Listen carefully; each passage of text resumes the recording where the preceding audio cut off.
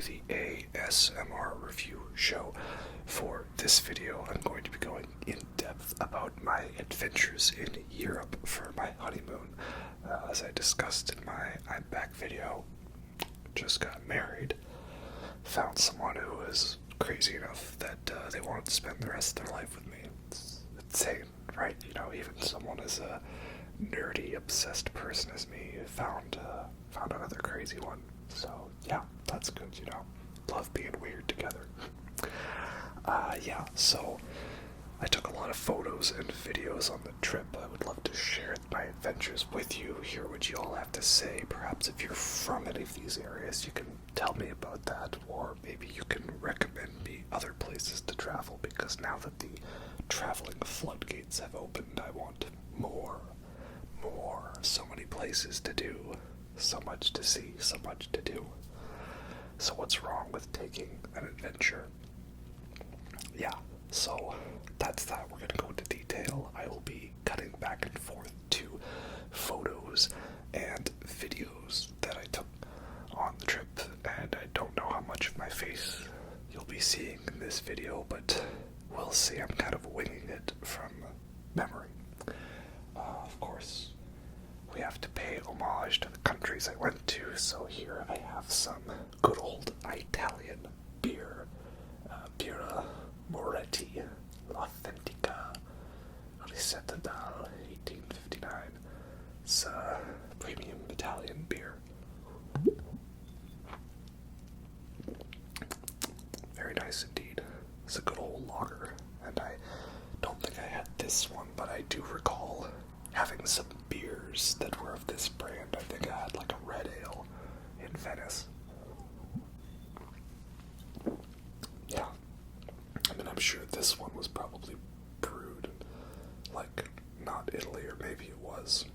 Because I know sometimes it's like European beer, but it's like actually made here, but like it's from there, right? Like Kronenberg.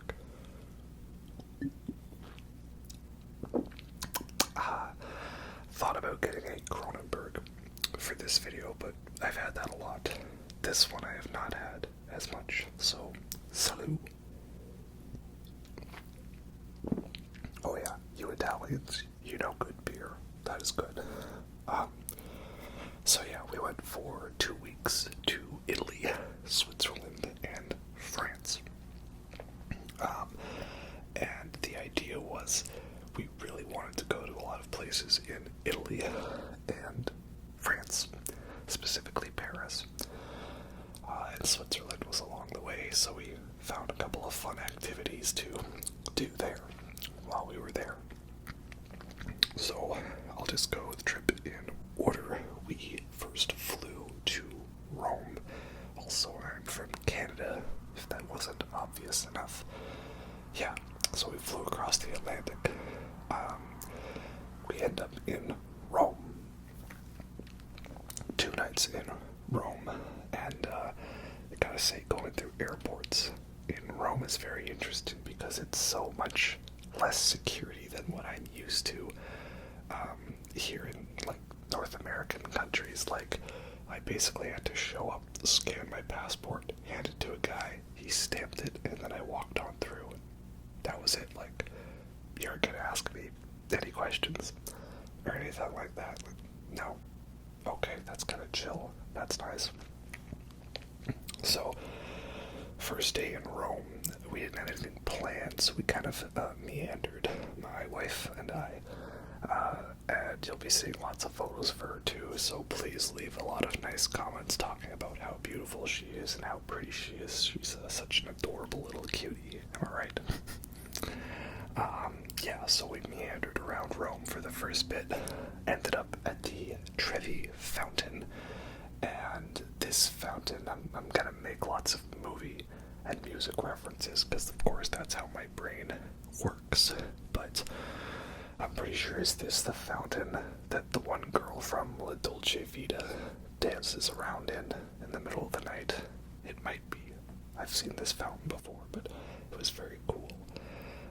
You see all these pictures of the architecture and stuff, and you think, oh yeah, it's kind of cool, but then when you're actually seeing it and realizing how big it is and how, like, that was all deliberately planned and thought out. Like, there was no algorithm for that. It's pretty crazy.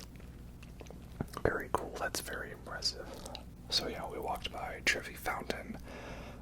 We walked by the Pantheon, which is also very cool. And we walked by the Vittorio, which that really impressed me. I hadn't seen much of the Vittorio before, but it's like a big giant building with these two brass chariots on top, and it's like those chariots look like they're out of Elden Ring. Like, it was giving me some Elden Ring PTSD flashbacks. Oh, yikes. We had ourselves some good Aperol spritz. Of course, drank lots of Aperol spritz while we were there. But yeah, that was the first day. It was mostly meandering. Went out by the Spanish Steps at night, so that was cool. Overall, we really enjoyed Rome, but it was definitely a bit more of a grungy and kind of dirty city. Like, definitely giving me some sketch vibes in some parts, and lots of people trying to come up to you and be your best friend, but that's actually because they want to steal stuff from you or scam you for money, so you gotta be careful. That was the thing, and I definitely did not blend in very well in Italy. I probably had one of the longest beards in the country there. I wore my hair tied back for most of it, but still, I think I stood out quite a lot. Like, yeah, you ain't from around here, boy, are ya? So the second day was our main day of events, and that was, of course, the first thing was touring the Colosseum.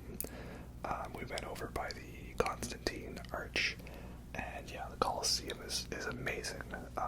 So massive and cool, and it's interesting how you could go in there back in the day for free. This was before Ticketmaster had been invented. Yeah, so we had a guided tour, walked right in, and lots of the tours where you've got the little earpiece, and they're feeding you information through that and giving you little tidbits. So that's cool. And yeah, we're out there on the Colosseum floor, and you can see like the bit beneath where the sand and the wood would have been, and they had like the jails, and underneath, and where they would store all the animals and the warriors and the prisoners. So yeah, very cool. I definitely went and watched Gladiator when we got home, which I had actually never seen before, and I really liked it. Some people talk about how Gladiator is one of the most overrated Best Picture winners, but no, I actually did really enjoy it a lot. But when it comes to Ridley Scott epics and historical movies, I prefer Kingdom of Heaven and The Last Duel. Unpopular opinion, I know. Anyway, yeah, Colosseum was really great. Very fun to be exploring there. And then we took the tour, went over to the Roman Forum, like what's the name? Not Pantheon Hill, but like the Roman Forum, essentially that area. And you got some really great views of all the city, and that was what I loved about exploring Rome, was like around every corner it just seemed like there was more and more cool architecture, and it's just like, yeah, that's how the city is. It's just what it's like, So that was really fun indeed. A lot of good stuff to see there. And then from there we quickly hopped on over to the Vatican. We went to Vatican City, which is also very impressive, very cool. It's, just all these places where they've got long hallways of artwork, and it's just like a giant hallway, and the entire ceiling is art, and it's all the way down, and like somebody had to paint all that. And then there's the Hall of Tapestries, and there's just giant tapestries, and there's a hallway with all these maps, right? And I took one in Venice, and it's like they're all accurate. It's just insane, right? You see all this big squares, big areas. It's insane.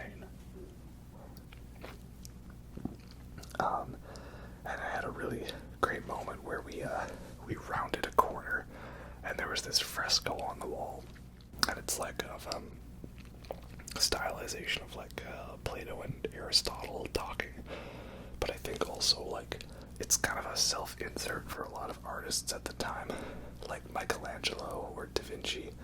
But then this was the best part of the trip was I'm into like the art stuff, but I don't know too much of the history. And so the best part was turning over and seeing my wife's face, and she was absolutely fangirling for the entire trip. So we have photo 1 of the fresco, and we have photo 2 of the unscripted reaction of her. So there was a lot of reaction shots and surprised Pikachu faces from her. Yeah, that was definitely the best part. We went further on through the Sistine Chapel, but they had a very strict no photos or videos for that area, which I understand. It certainly didn't stop lots of people from doing that while we were there, but I respected it. But Sistine Chapel is very impressive. You know, you don't really realize how crazy it is until you're there, and you're like standing back as far as the eye can see, looking up, and it's giant, right? Also I have my Queens of the Stone Age shirt. Because I saw Queens of the Stone Age in concert the day after I saw Iron Maiden. They were very fun, great show. I just wish they could have played Song for the Dead. They were cutting it from a couple of shows, including mine, and then they started doing it again. Disappointed. But the rest of the show was really good. You know, it's not much of a complaint when all I can say is I just wish the band played more, right? It's like getting a delicious cake and then being like, can I have a second one? Well, no, it was still a delicious cake. But anyway, back to the Vatican.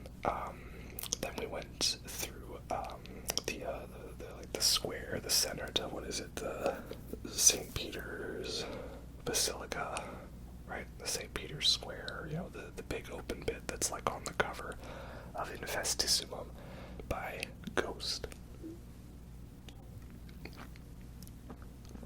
That was also pretty cool. A lot of great architecture in there, very emotional. For people that I know are very religious and into this sort of thing, I can understand why them being there was such a big moment. I saw lots of people in the pews getting very, very emotional at the sight of everything, so that was really cool to see. And yeah, really enjoyed that a lot too. So yeah, it was very fun being there at the Vatican. And yeah, from there, that was the majority of our night. Had dinner, and then we had a very early day. The next morning, we had to get on a 6:30 a.m. train to get over to Florence. And the trains, the first time in the train station was stressful because I didn't know how anything worked. And, like, I was being, you know, very cautious because they talk about how pickpockets are rampant at train stations, so I wanted to make sure I was always on alert. Turns out all I needed was to have a code number and be like, hey, here's my number, and they were like, yeah, go ahead, right? I didn't need to, like, print a thing or scan a thing because I already had the tickets booked. It was like, oh, it was actually easier than I thought. And yeah, so that was good. And then once that first train station experience was over, I was like, okay, I know what I'm doing now.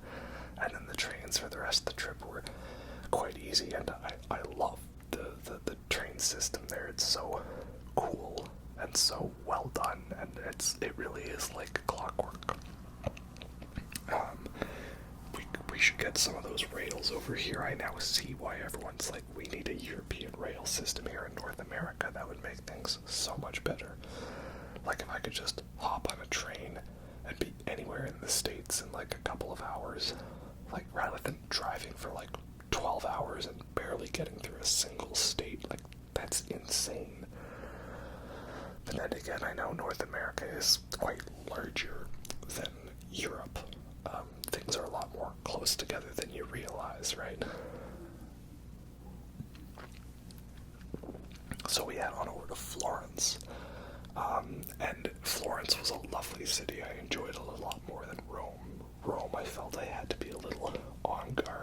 because of how touristy it was and how there's lots of people trying to target you for being a tourist. But Florence felt more chill, more relaxed. I didn't have that much of that vibe there. So it was nice that we got the most sketchy city out of the way first. And it was also so small. Like, we get to the train station, it's like a 10-minute walk to our hotel, and then the hotel's almost right next to the Duomo. And then that's like right by the Gallery d'Accademia, which is right by the Uffizi, which is right by the water, and the Ponte Vecchio. Yeah, so it was really great. We loved Florence. Obviously, we went by the Duomo like every day. Very impressive. I've not played much of Assassin's Creed 2, but I saw videos of being like, this is where Ezio fought this guy. This is where Ezio's family got murdered. This is where this happens in the game. So it was fun playing a bit of Assassin's Creed 2 and seeing like, oh, there's the Duomo. I was there. So that was fun. First thing we did when we got into Florence is then went to the Gallery d'Accademia, where they have Michelangelo's David, right? The big naked guy, which, can I show that in this video? I don't know how strict YouTube is on this. I'm gonna maybe only show it in short clips. Just to be safe. Because there was that thing where like a Florida teacher, where the parents got mad that they were showing art in school. What? Yeah, America. But everyone talks about the front of Michelangelo's David. Nobody talks about his firmly round, defined buttocks, right? He's a thick boy. Thick. Yeah, so that was fun. It's a very great art gallery too, not just because it has Michelangelo's David. A lot of great sculptures throughout there. So, next thing we had some delicious paninis with Florentine meatballs and at the little hole-in-the-wall sandwich place. And this is what I love, is it's the little things, Like here, if I want to get prosciutto or chunks of mozzarella, that's gonna cost me, right? But here, I can just get like a regular sandwich from Starbucks with prosciutto, chunks of mozzarella, and at the sandwich place, their house wine is a Chianti Classico. Like, damn, boy, that's great. I love it. But I probably couldn't get poutine. Probably couldn't get good poutine. But that's okay. Yeah, so then we walked by the square. The name escapes me at the time, but again, I know it's in Assassin's Creed 2. Very fun. You're gonna see a lot of these videos. I do a 360 pan, and then I go to show this cutie's reaction, because it was fun and adorable. They also have a copy of Michelangelo's David out front of the building here. And so then we went on a walking tour of Florence to follow the footsteps of the Medici family, right? And they've got that symbol that's the oranges, which is probably the inspiration for the oranges being used as a symbol of death in The Godfather. So that's pretty cool. And yeah, we go over the Ponte Vecchio bridge, which I think that's where you have that opening fight scene in Assassin's Creed 2. Yeah. And we got some really good gelato. I know with gelato you have to be very particular because there's some places that are serving you actually low quality gelato disguised as good gelato. So it was nice to have a guide tell us, okay guys, I know where the best gelato is, it's right here. Yeah. So that was a fun tour, and then we last minute sprinted through the Uffizi art gallery, and that was because there were two paintings my wife really wanted to see. One was The Birth of Venus, which we got to see, very impressive, and the other was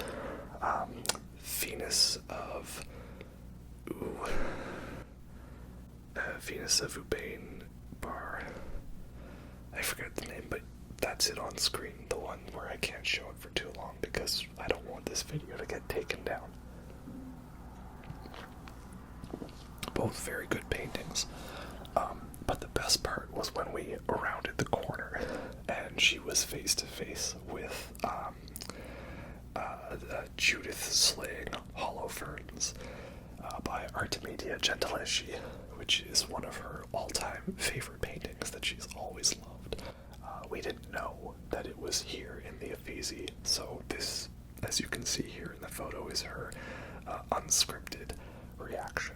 Yeah, that was real. She was very happy to see that, and I was very happy to get this moment on camera. That is a very nice painting. It's technically not the original, though.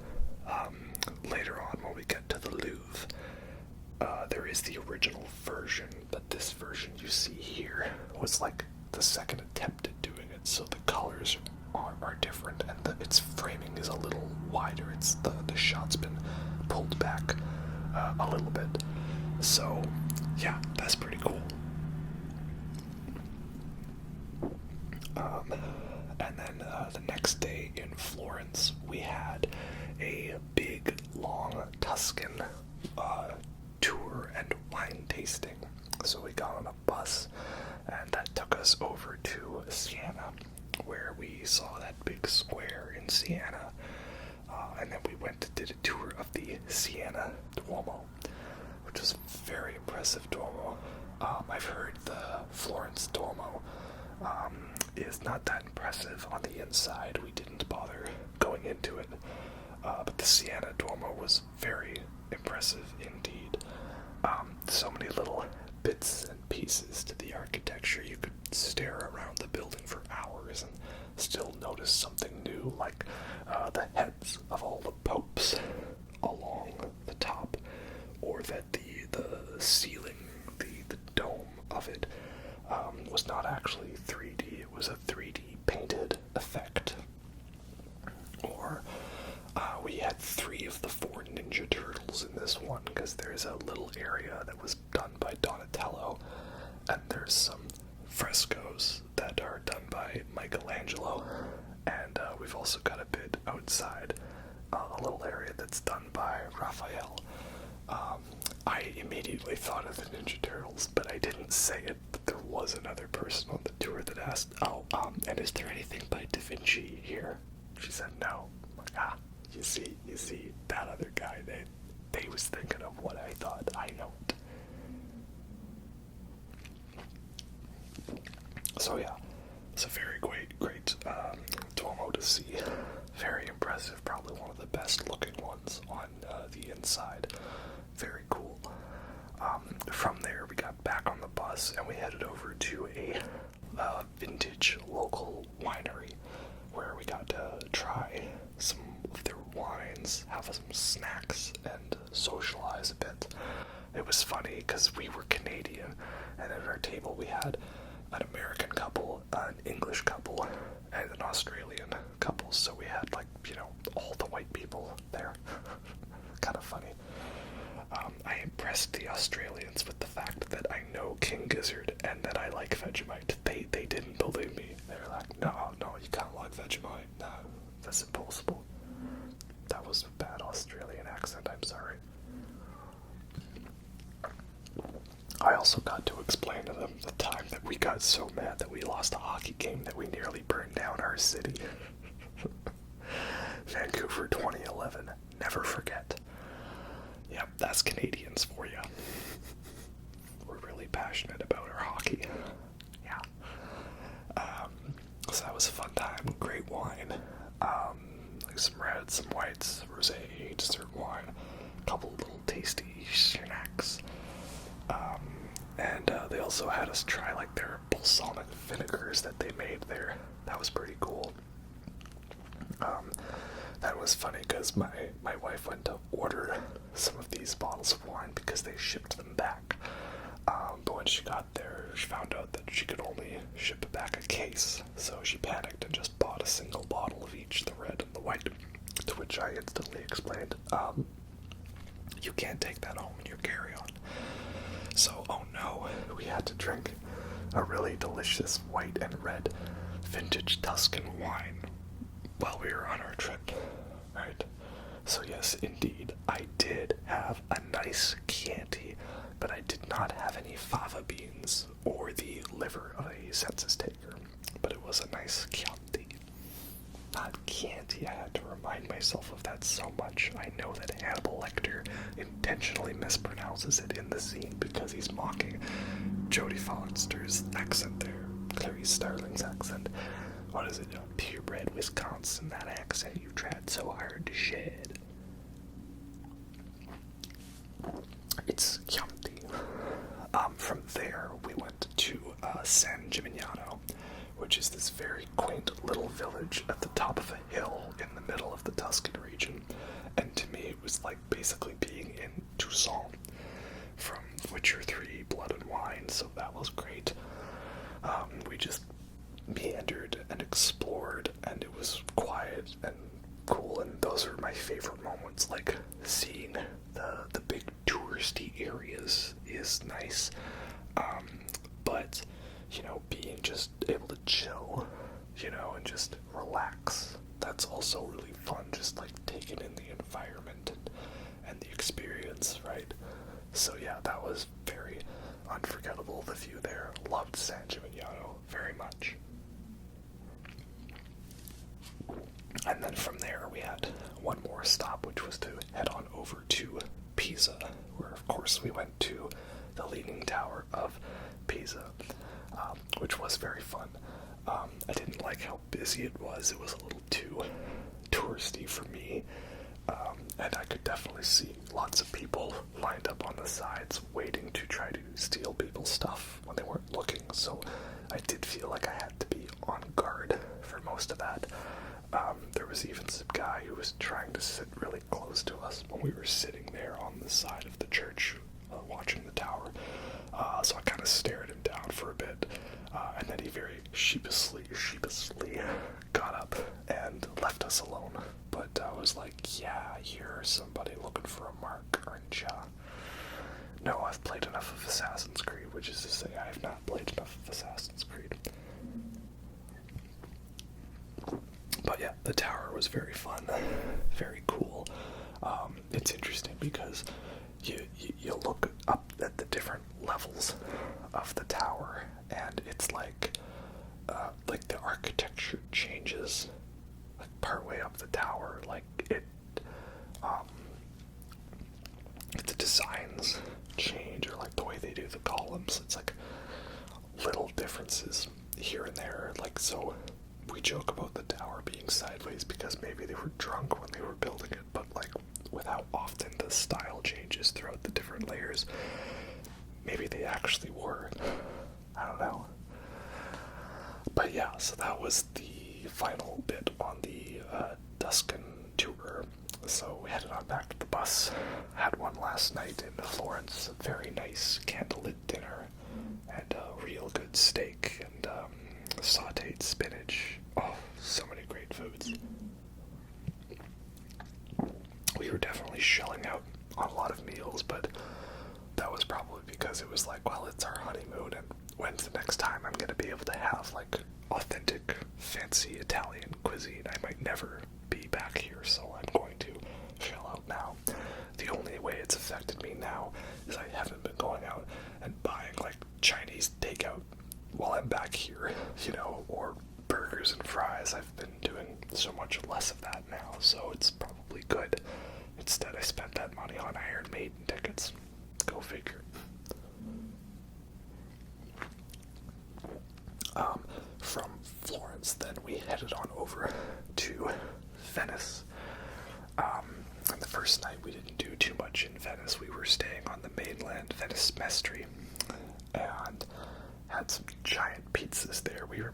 We saw the price of each pizza and thought it was like an individual one, and it was not. That was a lot of pizza, but very good pizza.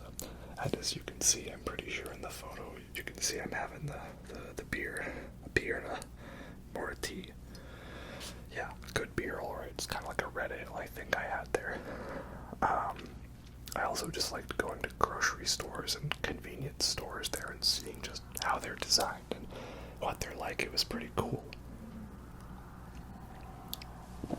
So yeah, I enjoyed that. Then we had our big full day in Venice. We took the train in nice and early because the only thing we had scheduled was a 3 o'clock tour of the Doge's Palace plus a gondola ride through the canals. So we spent the first bit of the day just getting there and then wandering. I had a landmark in mind that I wanted to see. It was the building that is currently a Leonardo da Vinci museum that formerly was a church that was used as a library in Indiana Jones and the Last Crusade, where the Crusader Knight's tomb was hidden. Was it Sir Richard, I believe? Yeah, I wanted to see that building. I thought it would be fun. And we found it, but I intentionally got us lost on the way over there, because I just wanted to see the off the beaten path, and that's my number one recommendation for Venice, is don't go there for just the touristy things. Like, they are good and we'll get to them, but I almost enjoyed the side paths more because you're by yourself, it's quiet, you can barely hear any boats, it's very chill, there's not a lot of crowds, you just get to really experience this environment. So I liked it a lot. Very fun. And yeah, we found that building. We actually ended up walking right past it and not realizing it. I was kind of embarrassed, but it was good. And we got some more good local Italian beer. That was fun. A lot of good beer there, a lot of good beer. And good wine, of course. Probably had more wine than beer in Italy, at least. And yeah, just enjoyed the off the beaten path part. But eventually we got to the main stretch. That was, of course, the Rialto Bridge, which was very busy, very packed. And then the final stretch from there into the Doge's Palace was like absolutely jam-packed. It was like wall to wall, and I didn't really enjoy that because like you'd have like groups of families that would be like walking in a horizontal line, so they'd be taking up the entire already narrow alleyway, and then they'd be walking at a snail's pace and be like, excuse me, pardon me, can I get around? No. And that was the thing. I found I had to be a little more assertive and mean, which is not very Canadian of me, but it was like such a culture shock, especially restaurants. Restaurants are so different there, right? And it was kind of interesting. Like, there's some benefits and some drawbacks. It depends, really. So, first of all, the servers aren't working on tips, right? They pay people more of a living wage there, and it does mean that the prices are higher, but then you're not expected to tip afterwards or add tax. Taxes have already been factored into the price. So when you get something that's like €9 and another thing that's 20, your bill's gonna be 29. I don't know, I think we did a good job of avoiding tourist trap restaurants that will try to throw in a bunch of extra charges on you, you know, like if someone's saying, hey, come eat here, it's fun. We knew not to go there. And you want to go like to places that are not right next to the big tourist attraction, you know, walk a couple blocks away to get a more proper meal. So that's kind of nice, because here it's like there's the price of the food, but then there's like tax, liquor tax, and then, you know, you want to tip, right? And, you know, don't get me wrong, I do tip servers because that's how they make their money. But, you know, I would like to not have to, right? I think it would be better on the Europe system where they just simply, we paid more up front and they made money and had a living wage. I think that's how it should be. But it sucks that it's not. And I know that if I just simply don't tip anyone, like, that's not going to change anything. The only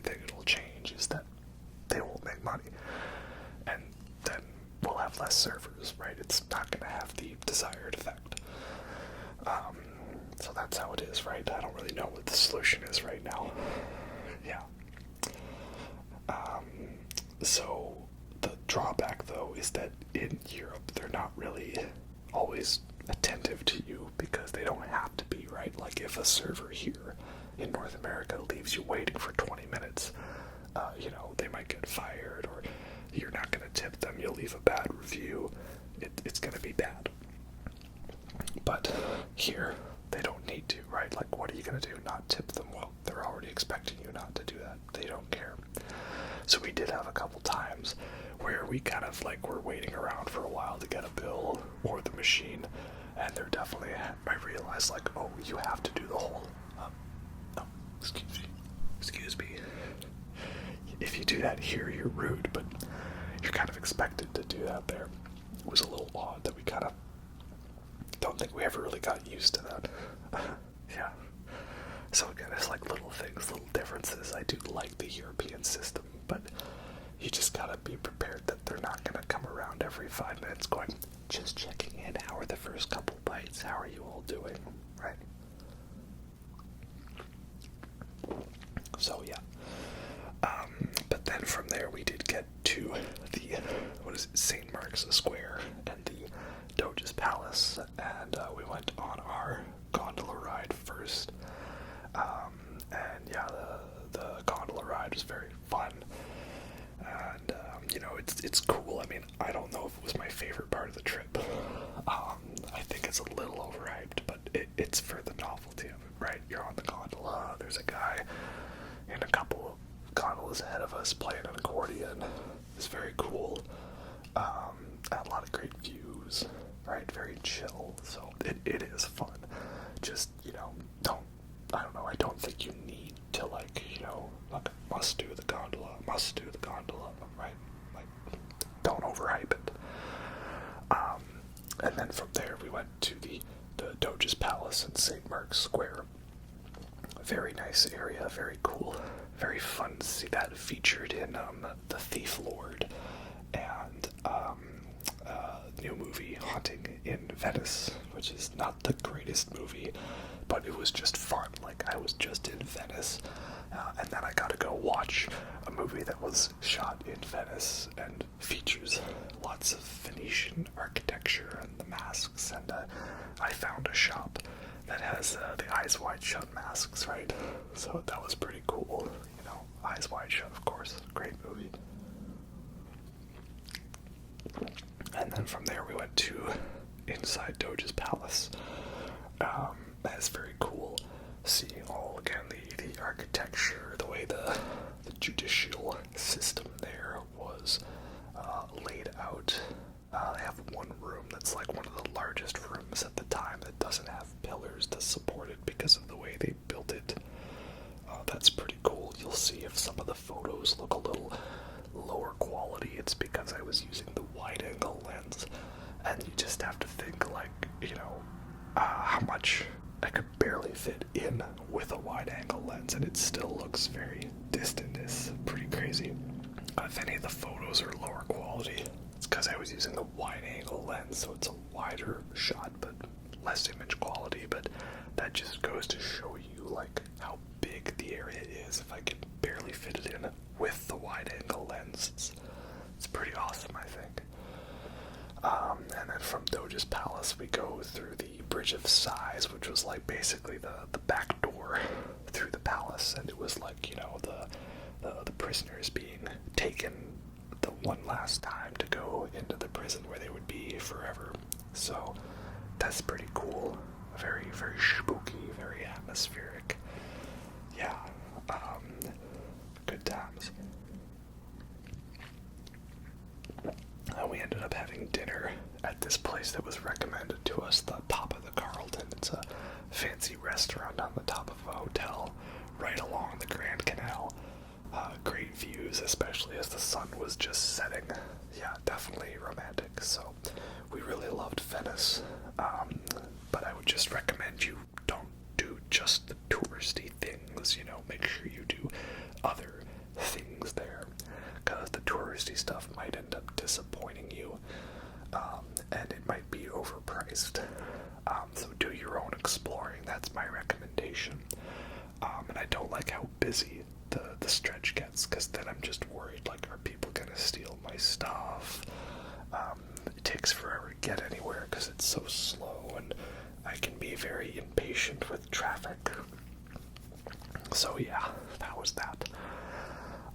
Then we had a very big travel day. So we were going to be going from Venice all the way into Switzerland, where we were staying in Lucerne. But along the way, we had a transfer between trains in Milan.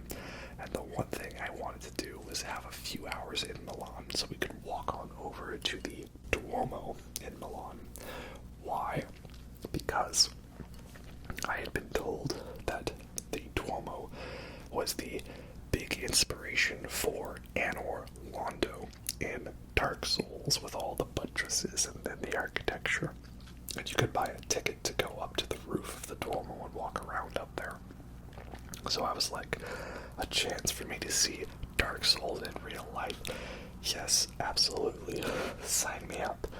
And so, yeah, that's what we did. We quickly ran over there. We had a couple hours in Milan between trains, and checked out the Duomo. And the first time being up there, I was like, this is amazing. It's just like Anor Londo. I love it. But it was also funny. I got to find a photo of me having visions of archers, you know, the good old Anor Londo archers, the real final boss in Dark Souls. So, yeah, it was fun being up there. I got myself doing a couple of the emotes, like, you know, the what do you want? And the giant dad, you know, well, what is it?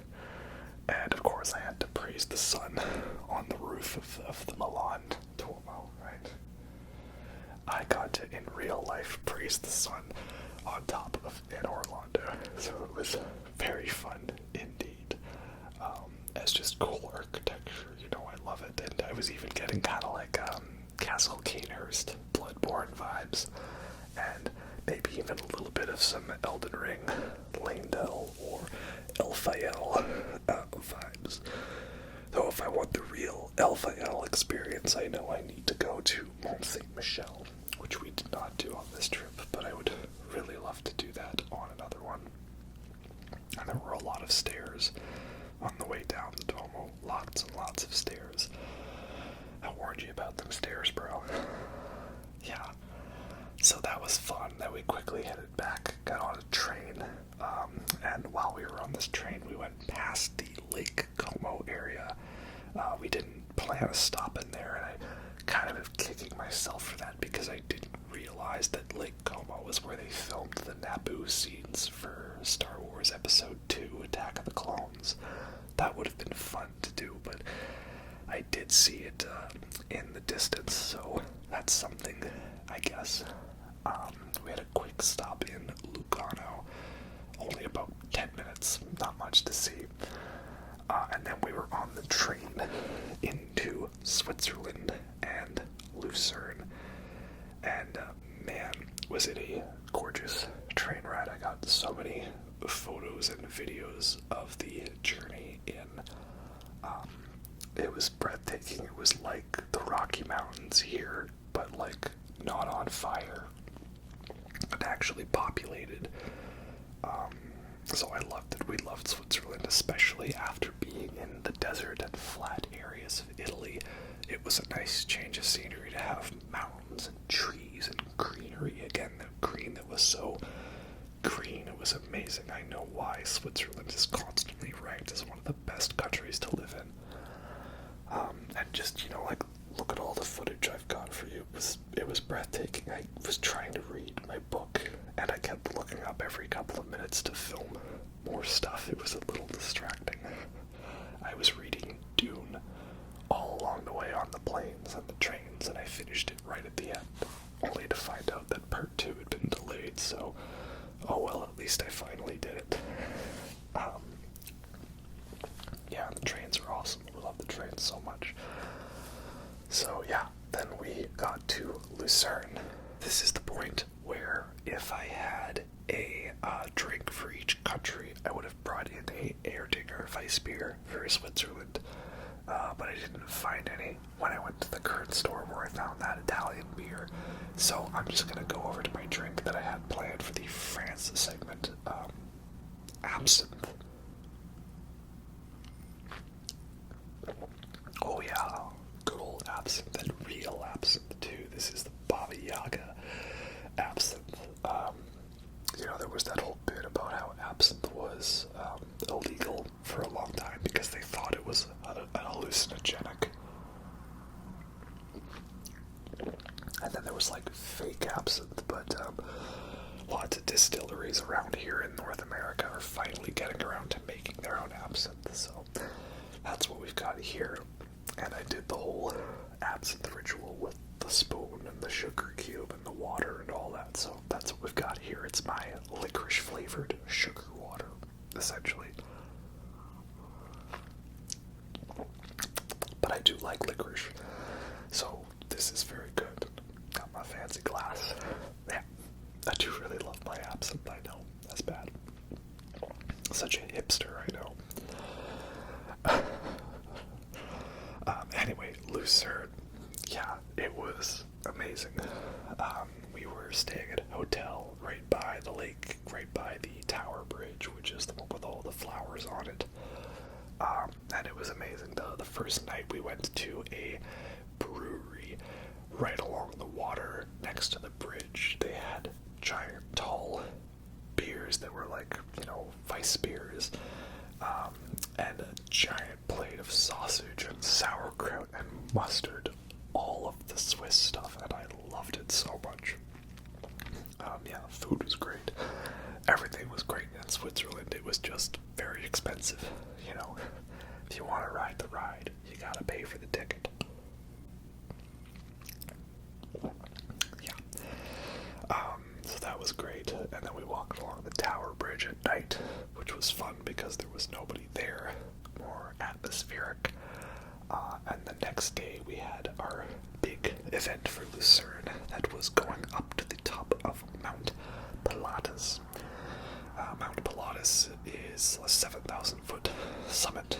We had a bus ride over to the base of the mountain where there was a gondola ride up for the first 2/3. It was, I have funny faces here about the heights. It doesn't bother me that much, but it's fun. I've been up gondolas before, so this one wasn't too steep. But gorgeous views of the city here.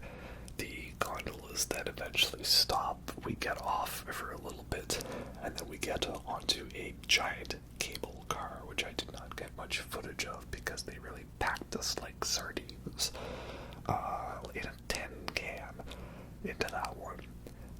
But that's where it got very steep as we got near the top. So yeah, a lot of real gorgeous footage from this journey up there. And then we were there on the top of Mount Pilatus. And it's amazing because it's like we're in the mountains, we're up high, the air is very clean, the tap water is like better quality than bottled water. You've got such a great view. There was barely a cloud in the sky. We're at eye level with some plains. You can see the Matterhorn off in the distance.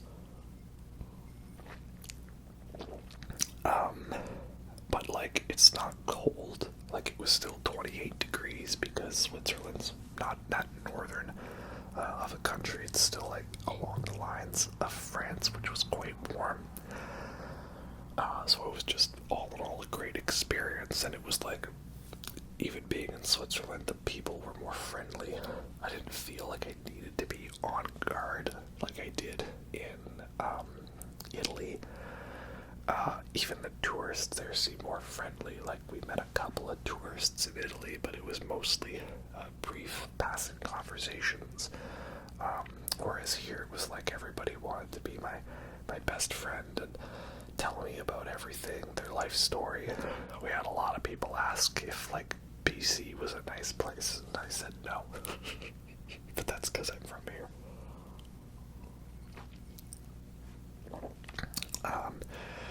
Yeah, so we loved that. Top of Mount Pilatus was great. We had a beer on top of the world. Dream Theater would be proud. So would Van Halen. Then the descent was by a train, a cogwheel train, that had a 48-degree decline, the steepest in the world, but the train doesn't go very fast though, so, it's not too scary, but it is pretty fun. So, yeah, that was that.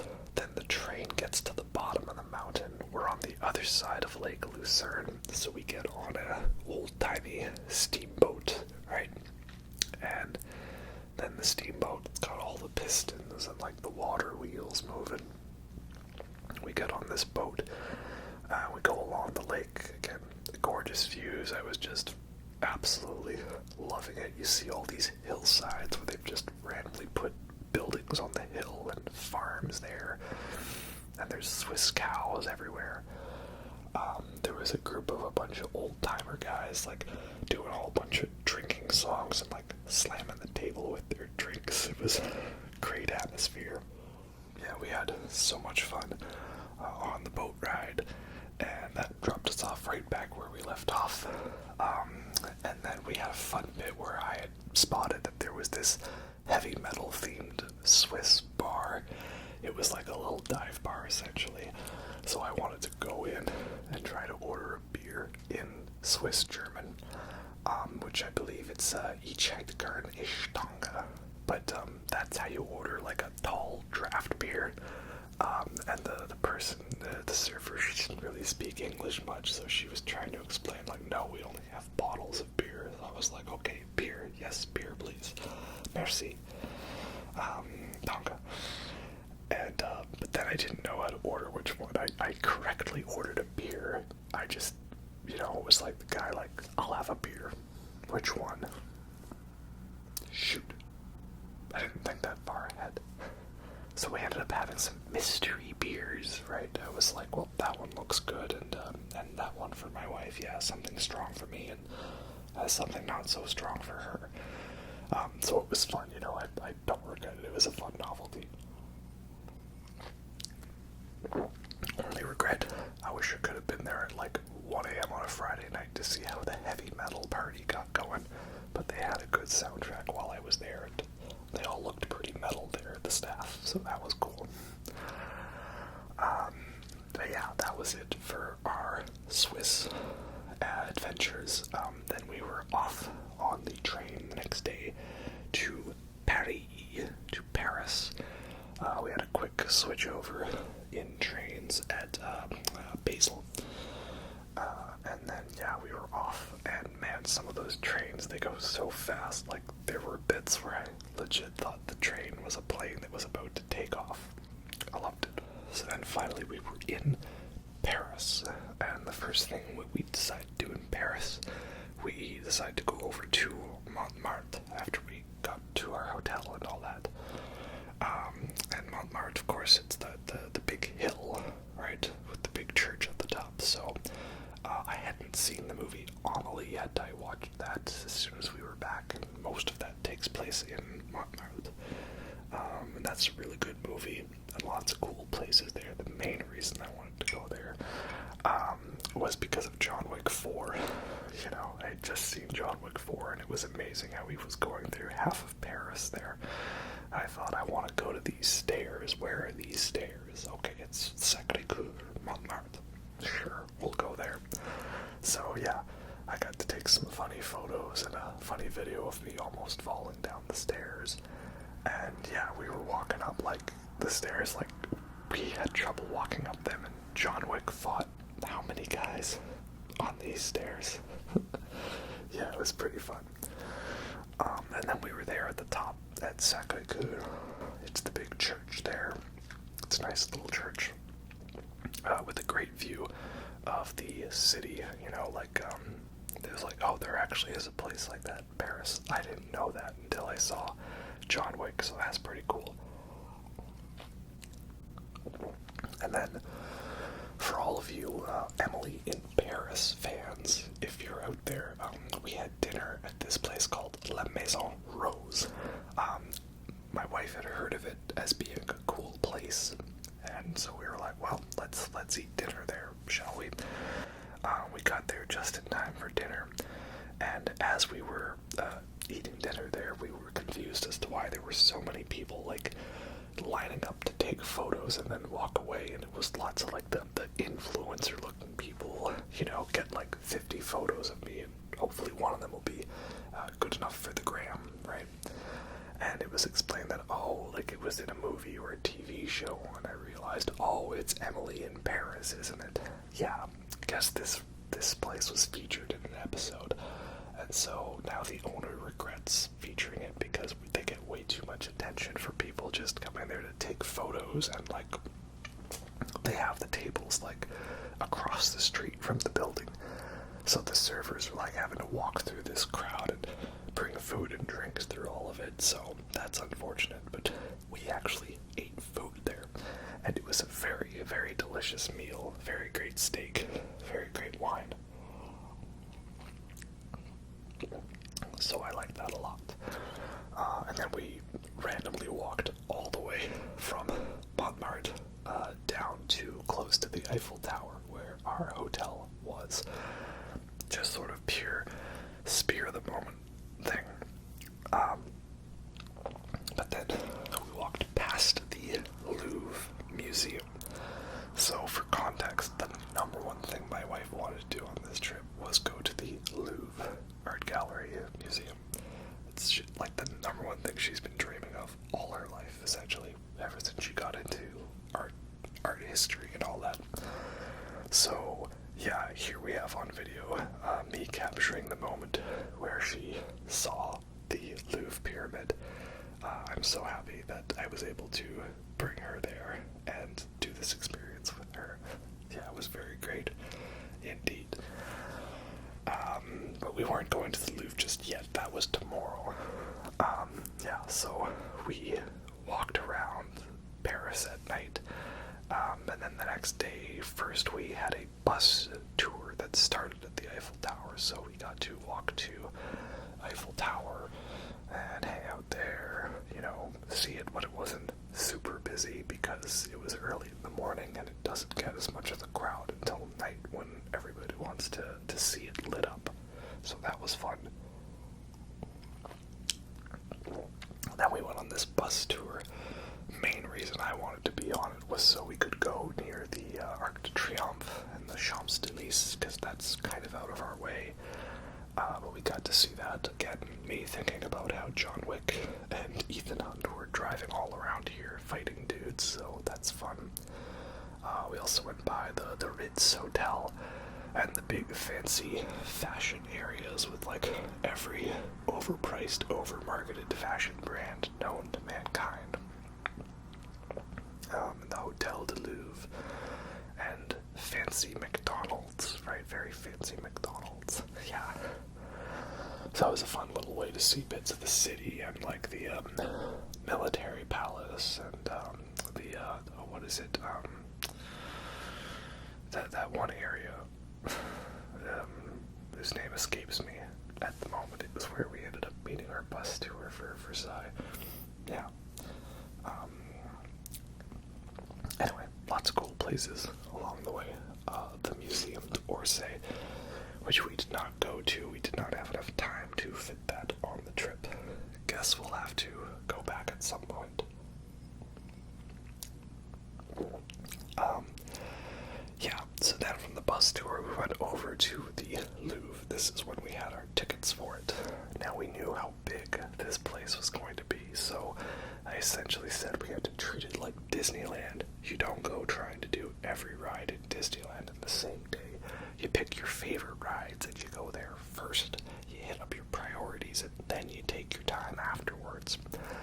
So, thankfully, most of the biggest paintings that people want to see are in the one wing, the Denon wing, and they've got them all there, so that was the busiest area, right? So we got to see the winged victory of Seraphim, winged victory of the statue with the wings and no arms and no head, right? That one is pretty cool.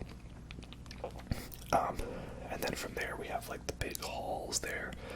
So of course you have the Mona Lisa. We could not get too close.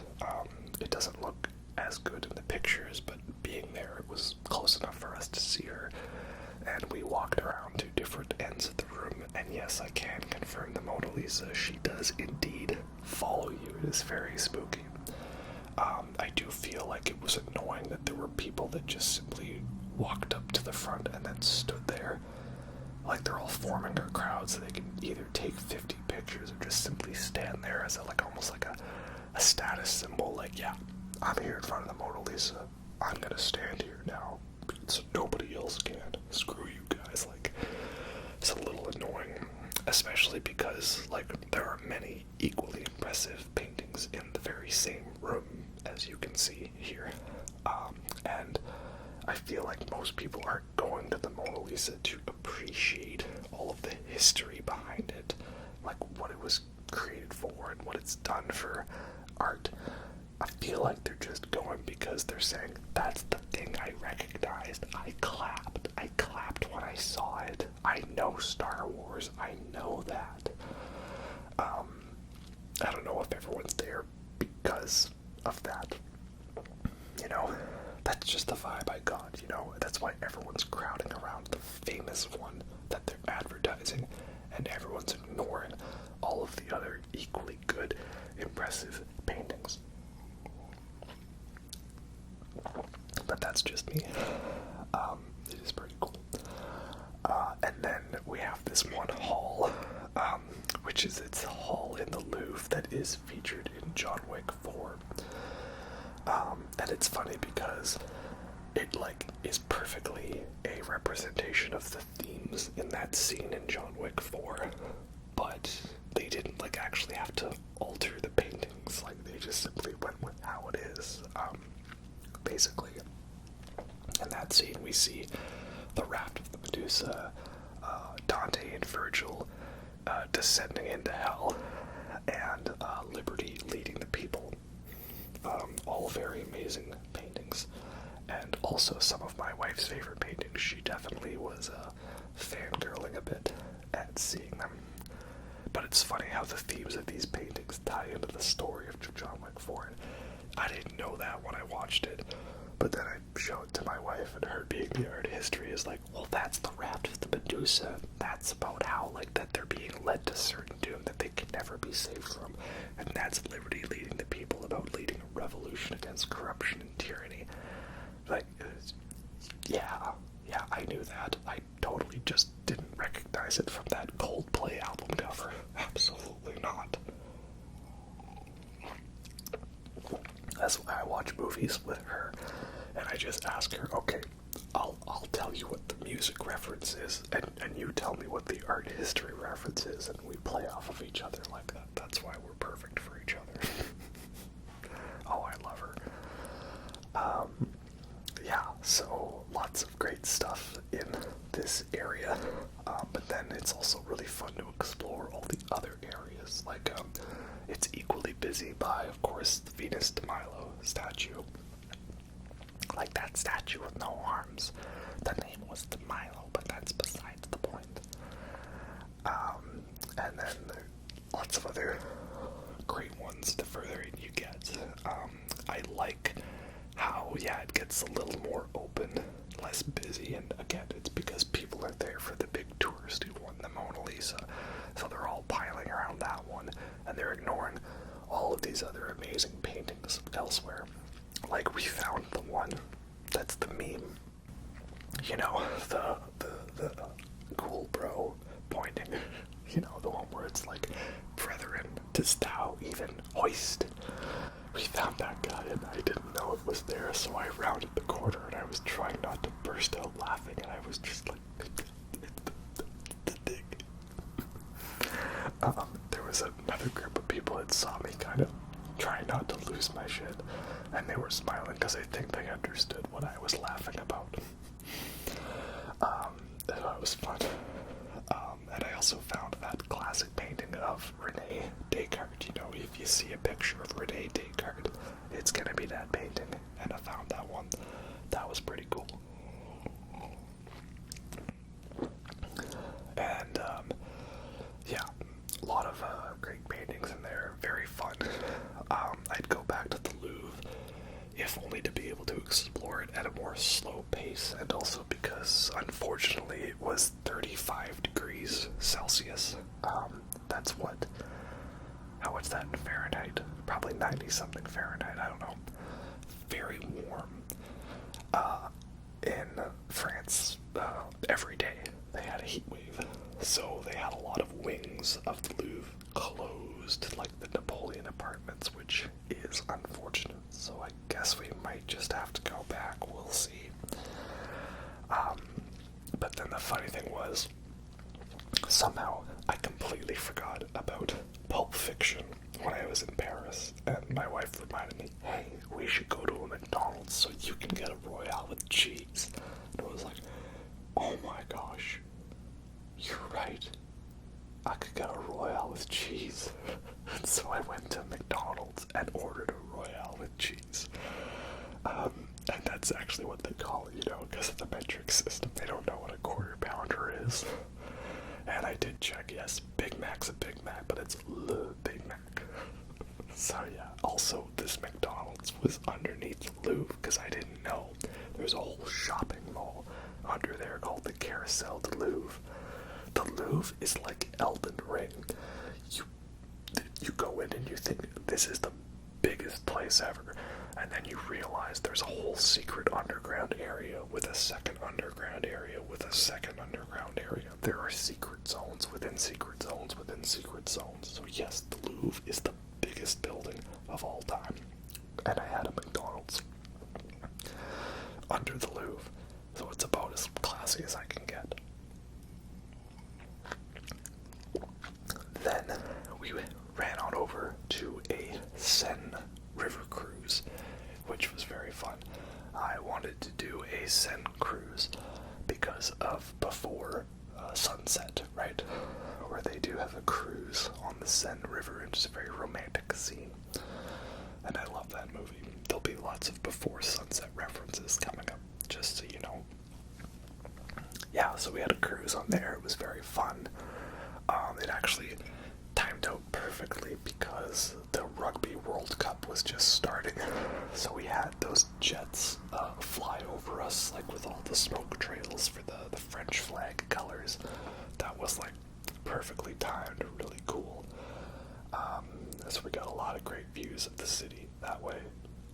It was also right as sunset was happening, so that's great, and it meant that the lights were all coming on. Got to see Notre Dame there from that angle, which is great. They've repaired most of the front, but you still can't go in it. So hopefully by 2025, maybe we'll be able to actually go inside Notre Dame. And then it was nice because you just see how many people are hanging out along the Seine, because you can drink in public there, so it's not like we all have to grab our drinks then go hide out in somebody's basement or on their balcony. It's just like, nah man, let's go meet up in public, head on down to the Seine, have a bottle of wine, just chill. Like, it was great. It's weird because I had heard stuff that maybe France was a little like anti-tourist, or that, you know, us being tourists, we were gonna get a little attitude from people, or that like people weren't friendly, or again that you had to be on guard for scammers or pickpockets. But apart from the Eiffel Tower being very, you know, lots of scam artists around it, because duh, apart from that, I didn't really get that vibe from France and Paris, and it was very nice actually. I was pleasantly surprised. And I don't know, I've heard stories from people and we did not encounter that, so maybe we got lucky. Maybe it's because us being Canadian, we have a little bit of the French language, grasps of our knowledge of French. So, you know, maybe just simply opening with bonjour, bonsoir, right? Merci.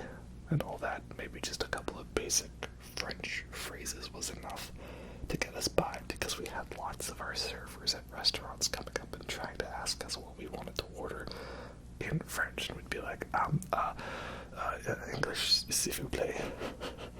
They'd be like, what would you like to order? So, yeah, that was fun. I did get to make a very bad joke where one of our servers said, sorry for my bad English, and I said to that, well, excuse my French. Pardon my French, Bad pun. Yeah, and then we finished the cruise and got to walk past the Eiffel Tower when it's all lit up, and every hour for 15 minutes, or 5 minutes, they have it sparkle.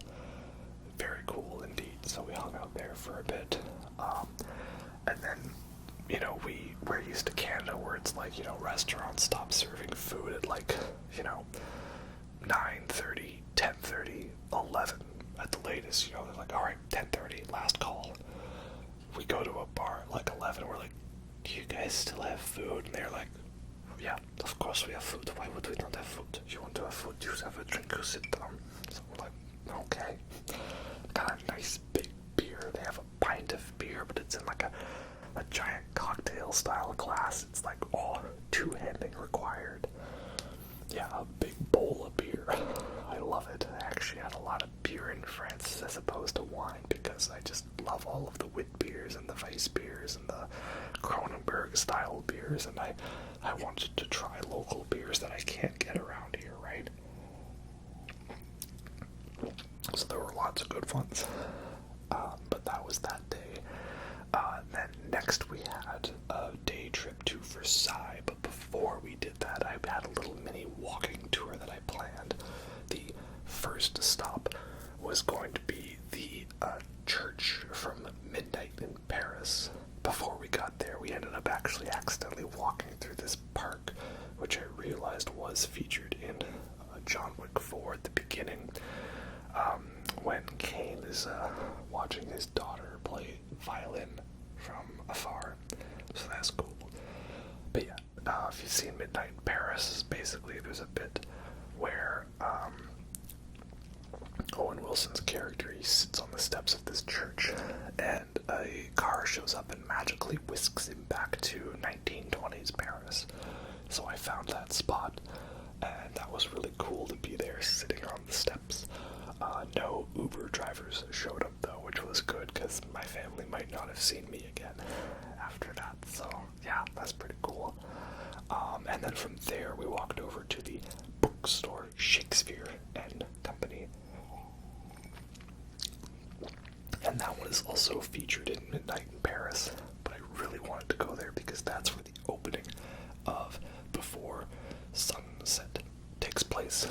And Ethan Hawke's character, Jesse, he's doing a book signing in there. That reminds me, I have something cool to show you. So yeah, the bookstore, Shakespeare and Company, apparently it's real trendy, real popular, but again, I wasn't doing it because of that. I was doing it because it was in a movie I like, and it's right across from Notre Dame. And then there's the cafe, which apparently has good coffee. I got a beer because you can't. But yeah, I bought this book here, Ethan Hawke, Bright Ray of Darkness. So I thought, how awesome is it to be at the bookstore where Ethan Hawke's character was selling his book, and then to actually buy a book written by Ethan Hawke from that bookstore. Don't even know what this book's about. I'm going to read it. It sounds pretty good. Yeah, I'm excited to read it, but it's just very relevant, and I like how they give you a bookmark with the place on it, right? Quotes from it. So that's pretty cool. And they ask if you want your book stamped with their logo, like it's a library. So yeah, that's pretty fun.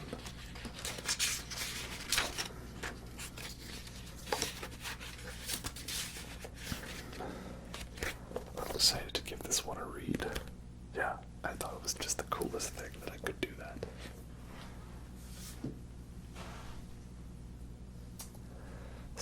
we stopped there. It's a very nice bookstore too. It's like very quaint and small, and but it's got a good selection. I almost bought Rhyme of the Ancient Mariner, right? Iron Maiden. That would have been fun too. And then from there, of course, we walked over to see Notre Dame, because The Hunchback of Notre Dame is one of my favorite Disney movies. Not my number one favorite. That's probably, in terms of 2D animated, either Atlantis or Treasure Planet, because sci-fi, of course. But Hunchback's up there. So, yeah, we went to see that, and Notre Dame is very impressive. Very good. I do really like it a lot. It just sucks that we couldn't get closer or go inside, but I got to see it. That's what matters. I was there, and yes, I was humming the songs to myself, because of course I was. So from there we walked over to Invalides. It's spelled Invalides. The area where we got on our bus to go to the Palace of Versailles. The Palace of Versailles, obviously in Versailles, was very impressive. It was a very fun reminder of why the French Revolution had to happen. Because you look at how much of an exorbitant display of wealth this building is, and then you see how big their backyard is, and wow. Obviously the main highlight of Versailles is the Hall of Mirrors. The whole time I was thinking about Metallica's new song, Room of Mirrors. Go figure. But I also like, the artworks on the roofs of the story it's trying to tell. Like, our tour guide was really cool in pointing out, like, you see here, this is the bit where it's showing that we are France, and France is going to defeat Prussia, and it's going to defeat Germany, and it's going to defeat Scotland, and all the countries will be defeated by France. And then at the end of the Hall of Mirrors, it's artwork showing you see how great France is and how the world is, because France conquered everybody. And there was Marie Antoinette's bedroom and Louis XIV's bedroom, and how everyone watched to observe him rise. And there was copies of paintings that are in the Louvre, like the Coronation of Napoleon, very impressive painting. And the portrait of Louis XIV, which is funny because nobody in our tour pointed it out, but my wife has told me that the legs are not actually his legs. It was a body double because he wanted the legs to look a little more fit and slender, so he's a old posh dude with very effeminate legs, People complain about beauty standards for men these days. I'm like, yeah, but that's the beauty standard for men back in, like, whatever that was, 17 something, so, yeah, go figure.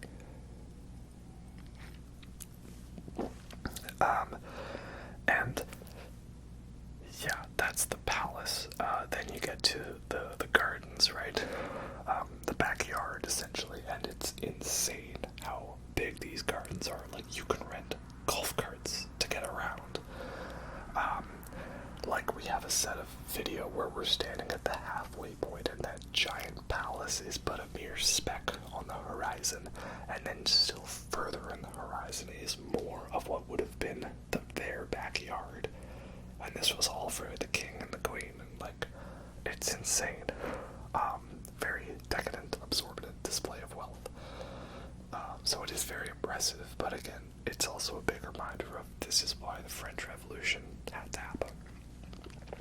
And the gardens are very nice, and the fountains are cool too, though there was a thing on our map telling us that there would be a final grand display of the fountains at a certain time before we left, and that never happened, so that was a little disappointing.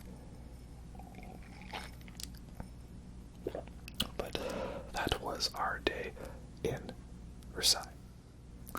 Our final day in Paris and in Europe was going to be a trip to Monet's Water Lilies and Gardens in Giverny.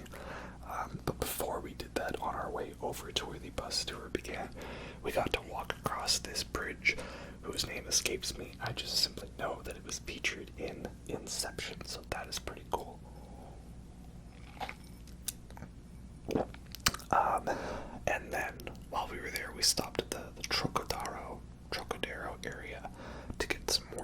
shots of the Eiffel Tower. I know this is the area where it's in Mission Impossible 6. It's also in John Wick 4. That's where they play Gwent or Yu-Gi-Oh, right? And there we were on our bus tour. We were off to Giverny. And it's a very lovely area, very small and quaint, because it's not near a big city. I feel like the people that are here, while it is a touristy place, there's a little more respect and dignity going on. It's a little less crowded, so that's nice. And it's a very gorgeous area. Monet, this guy, is definitely into tending to his garden, and it's nice to see that there's a foundation that has kept up this area for as long as they have. With so many gorgeous, picturesque vistas, and the water, the dragonflies and butterflies. Very, very nice, and it was a very quiet, chill way to spend the final day. So we really liked it there. You also get to go into his home and his studio, see where he lived. So that was very nice. I'm not the biggest Monet person, but I know my wife is, and again, I like it. I like seeing her reaction to stuff. She likes it, so it's a win for all of us. So that was very good. Afterwards, we got to explore Giverny a little bit. We walked all the way down to the church where there's his grave and memorial, and that was very cool. And that kind of set the stage for the rest of the night being about graves and tombstones. We'll get to that. So the next thing is we went on over to Le Pure Cafe, which is the cafe that's featured in Before Sunset. It was actually not as busy as I thought it would be. Thankfully, I guess Before Sunset, while it's a big movie, it's not a big trendy movie.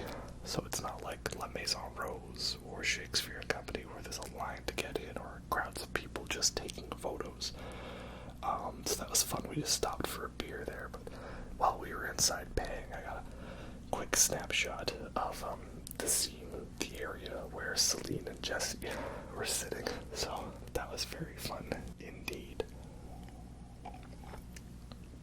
Then from there we walked on over to the big cemetery there, whose name escapes me. But it's a massive, very spooky, very gothic cemetery with so many amazingly crafted gravestones and tombstones and all that. The main reason I was there was I wanted to see Jim Morrison's grave.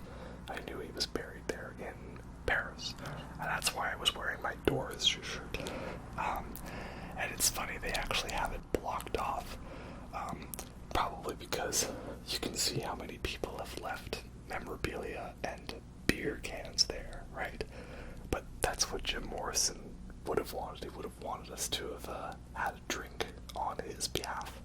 So all I did was I got a photo of me attempting to kind of recreate that, that Jim Morrison picture, right? Because I've got the Jim Morrison hair. So that was my best attempt.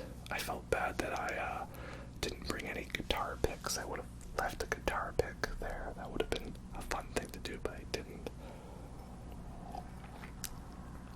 And then while we were there, we explored this cemetery, and we also found the graves of Georges Méliès, Edith Piaf, Chopin, Theodore Géricault, who painted the Raft of Medusa. I think it's really cool that his tomb has a brass relief of the Raft of Medusa.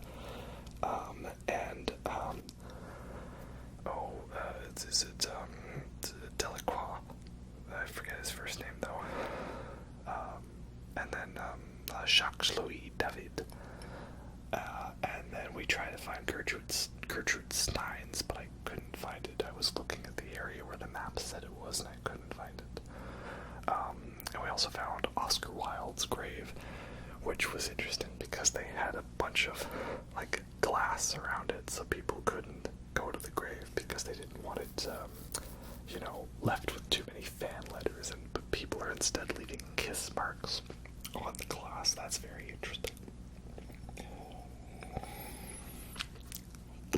So then I had the location of multiple absinthe bars on record, and according to the internet, they were open, but maybe because it was a Sunday, they weren't actually.